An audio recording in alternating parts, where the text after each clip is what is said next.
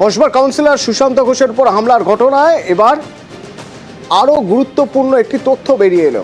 সেদিন যে ছবি আমরা দেখেছিলাম, যে ক্লোজ সার্কিট ক্যামেরার ফুটেজ আমরা দেখেছিলাম, সেই ক্লোজ সার্কিট ফুটেজের ক্যামেরা দেখা যাচ্ছে যে স্কুটি থেকে হামলাকারী এসে বন্দুক তাক করছে সুশান্ত ঘোষের দিকে, ওই স্কুটি বা ওই স্কুটার সেটা একটা সেকেন্ড হ্যান্ড স্কুটার। এবং সবচেয়ে গুরুত্বপূর্ণ তথ্য হলো যে ওই স্কুটারটি নাম্বার প্লেট ভুয়ো, অর্থাৎ ওই স্কুটার ক্লোজ সার্কিট ক্যামেরার ফুটেজ থেকে ওই স্কুটার চিহ্নিত করে সেই স্কুটারের নাম্বার প্লেট যখন পোর্টালে খুঁজতে যাওয়া যাচ্ছে, তখন পুলিশ দেখছে যে আদৌ ওই নাম্বার প্লেটে ওই নাম্বারের কোনো স্কুটার নেই।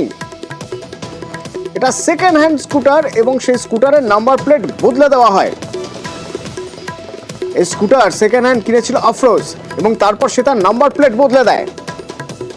কোথা থেকে বিক্রি করা হয়েছিল, কে বিক্রি করেছিল, এবার তাদের জিজ্ঞাসাবাদ করছে পুলিশ।